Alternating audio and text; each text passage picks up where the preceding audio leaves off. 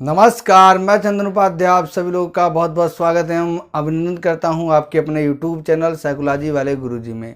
आज की क्लास में हम आपके एमए फर्स्ट ईयर प्रथम सेमेस्टर पेपर 2 जिसका नाम है रिसर्च डिजाइन एंड मेथोडोलॉजी यानी कि शोध अभिकल्प और प्रविधि, इसका जो मॉडल पेपर है इसके बारे में हम बात करने वाले हैं। हम इस क्लास में जानेंगे कि आपकी परीक्षा जो होने वाली है उसको ध्यान में रखते हुए हम ये देखेंगे कि कौन कौन से ऐसे संभावित प्रश्न हैं जो आपके परीक्षा में पूछे जा सकते हैं। तो इन सभी बातों को ध्यान में रखकर मैंने जो है ये मॉडल पेपर आप लोगों के लिए बनाया है। ये मॉडल पेपर निश्चित ही आप लोगों के लिए बहुत ही मददगार साबित होगा और इस मॉडल पेपर से आपके एग्ज़ाम में कई प्रश्न देखने को मिलेंगे। इसलिए अच्छे से आप इन प्रश्नों को देखिए और जो अच्छे से इसको तैयार कर लीजिए। इससे पहले आपका क्या है, पेपर फर्स्ट जिसका नाम है परसेप्शन अटेंशन मेमोरी, उसका मॉडल पेपर मैंने बना के चैनल पे अपलोड कर दिया है। अगर आपने उसको नहीं देखा है तो आप चैनल पे विजिट करके उसको देख लीजिए, क्योंकि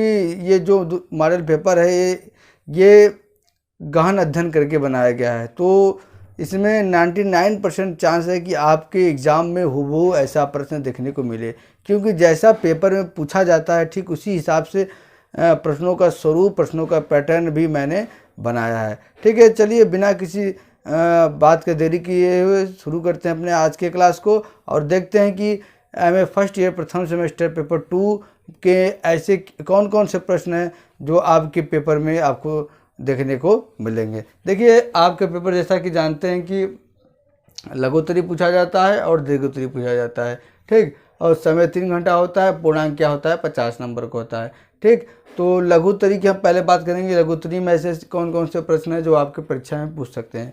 तो सबसे पहले हमने लिया है गुच्छ प्रतिचयन, जिसको क्लस्टर सैंपलिंग कहते हैं। ठीक है, ये पहला क्वेश्चन। दूसरा क्वेश्चन है शोध के प्रकार, टाइप्स ऑफ रिसर्च। तीसरा है शोध समस्या, रिसर्च प्रॉब्लम। चौथा है साक्षात्कार की विशेषताएं, कैरेक्टरिस्टिक्स ऑफ इंटरव्यू। पांचवा है प्रयोगशाला एवं क्षेत्र प्रयोग में अंतर, लेबोरेटरी एंड फील्ड लेबोरेटरी में अंतर है। ठीक, अगला है वस्तुनिष्ठ मापन का निर्माण। अगला क्वेश्चन 7वां है प्रक्षेपी परीक्षण की उपयोगिता। 8वां क्वेश्चन है वस्तुनिष्ठ एकांश के प्रकार। 9वां है तथ्य एवं सिद्धांत। 10वां क्या है, चर क्या है, ये भी पूछ सकता है। या तो इसमें चर में का कोई प्रकार, जैसे यादृच्छिक प्रतिचयन हो गया, उद्देश्यपरक प्रतिचयन हो गया, स्तरित प्रतिचयन हो गया, इसमें से एक पूछ सकता है। ठीक है, अगला क्वेश्चन है संरचित एवं असंरचित साक्षात्कार। ये साक्षात्कार के प्रकार हैं, ये भी पूछा जा सकता है। 12वां है प्रयोग संचालन, मनोविज्ञान में हम प्रयोग संचालन कैसे करते हैं इसके बारे में पूछा जा रहा है। अगला है निरीक्षण की वस्तुनिष्ठ विधियाँ कौन कौन सी है, ये अगला क्वेश्चन है। अगला क्वेश्चन है रिसर्च डिजाइन यानी कि शोध अभिकल्प, और इससे आगे क्वेश्चन है यादृच्छिक समूह अभिकल्प। ठीक है, जैसा कि आप जानते हैं कि जब से नई शिक्षा नीति 2020 आई है, लागू हुई है आपकी शिक्षा पद्धति पे, तब से क्या है सिलेबस में भी चेंजेज आए हैं। तो फर्स्ट पेपर में लगभग सिलेबस क्या है सेम था, बस थोड़ा बहुत चेंज आया था एक टॉपिक। लेकिन जो पेपर सेकंड है उसमें यूनिट 3 तो सेम था, लेकिन यूनिट 4 क्या है पूरा चेंज कर दिया है और उसमें क्या है रिसर्च डिज़ाइन को ऐड कर दिया है। इसलिए रिसर्च डिज़ाइन से क्वेश्चन इस बार लघुत्तरी में भी दो पूछेगा और क्या दीर्घोत्तरी में तो 2 पूछता है, उसमें से आपको एक करना होता है। तो ये क्या है लघुत्तरी प्रश्नों के बारे में हमने बात किया। अब हम देख लेते हैं कि दीर्घोत्तरी प्रश्न ऐसे कौन कौन से होते हैं जो कि बनते हैं, जो आपकी परीक्षा में आपको निश्चित ही रूप से देखने को मिलेगा। देखिए, सबसे पहला प्रश्न में ले लिया है यहाँ पे मनोवैज्ञानिक शोध से आप क्या समझते हैं। मनोवैज्ञानिक शोध प्रतिवेदन की तैयारी में निहित चरणों की व्याख्या कीजिए। ठीक, इसके बाद प्रश्न में लिया है शोध समस्या से आप क्या समझते हैं, शोध समस्या की प्रमुख विशेषताओं का वर्णन कीजिए। अगला प्रश्न ने दिया है प्रायोगिक विधि को परिभाषित कीजिए, इसके गुण एवं दोषों का वर्णन कीजिए। देखिए, अगला क्वेश्चन है शोध डिजाइन से आप क्या समझते हैं, इसकी प्रमुख विशेषताओं तथा कसौटियों पर प्रकाश डालिए। ये वेरी इंपॉर्टेंट क्वेश्चन है, आपके एग्जाम में ये क्वेश्चन जरूर देखने को मिलेगा, क्योंकि शोध अभिकल्प नया यूनिट ऐड हुआ है नई शिक्षा नीति के अनुसार, इसलिए इसमें से ये क्वेश्चन आपको जरूर देखने को मिलेगा। अब कुछ आपके दीर्घोत्तरी प्रश्न में कभी कभी ऐसे भी प्रश्न पूछ देता है। देखिए, जैसे देखते हैं निम्नलिखित पर संक्षिप्त नोट लिखें। जैसे पहला सहसंबंधात्मक डिजाइन, दूसरा प्रायोगिक डिजाइन और तीसरा कारक गुणित डिजाइन। ठीक, अगला क्वेश्चन में लिया पद्धति संग्रह करने के उपकरण के रूप में साक्षात्कार के गुण एवं दोषों का वर्णन कीजिए। आगे का प्रश्न है वस्तुनिष्ठ मापन के चयन एवं निर्माण की विधियों का वर्णन कीजिए।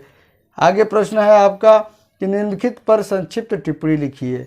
पहला क्या है, प्रयोग संचालन कैसे करते हैं। दूसरा, त्रुटि प्रसरण का न्यूनीकरण कैसे किया जाता है।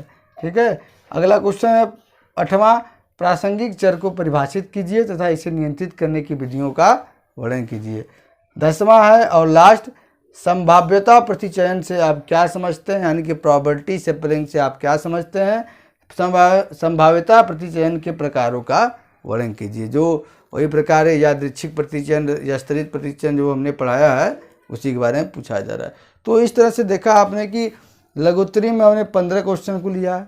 ठीक है, इसमें भी लघुत्तरी में से भी आपके जो है कि एक ही 2 प्रश्न रहेंगे जो कि हो सकता है कि बाहर आ सकता है, नहीं लगभग सभी क्वेश्चन आपको इसमें से देखने को मिलेंगे। और बात करें दीर्घोत्तरी प्रश्न के तो इसमें से जो आपको 8 क्वेश्चन आता है, हर यूनिट से 2 क्वेश्चन आता है और 4 आपको करना होता है। ठीक है, तो सारे क्वेश्चन यही इस पेपर से आपको मॉडल पेपर से देखने को मिलेंगे। ठीक है, तो इसी तरह का आप कंटेंट प्राप्त करने के लिए आपके अपने यूट्यूब चैनल साइकोलॉजी वाले गुरुजी को जरूर से सब्सक्राइब कर लीजिएगा और बेल आइकन को प्रेस भी कर दीजिएगा, क्योंकि इस चैनल पर मैं BA MA से रिलेटेड सभी सेमेस्टरों का क्लास लाता हूं और साथ ही साथ उसको बहुत ही आसान भाषा में आप लोगों के लिए पढ़ाता हूं, उसका मॉडल पेपर, और साथ ही साथ आपको जो टॉपिक नहीं क्लियर रहता है या नहीं समझ में आता है मैं उसको स्पष्ट भी कर देता हूं। तो आज के क्लास में हमने आपके MA फर्स्ट ईयर प्रथम सेमेस्टर पेपर 2 जिसका नाम है शोध विकल्प और प्रविधि, उसके मॉडल पेपर के बारे में पढ़ा। हमने जाना कि ऐसे कौन कौन से क्वेश्चन हैं जो आपके एग्ज़ाम में देखने को मिल सकते हैं। तो आज के क्लास में इतना ही, मिलते हैं हम अपने अगले क्लास में, तब तक के लिए आपका बहुत बहुत धन्यवाद।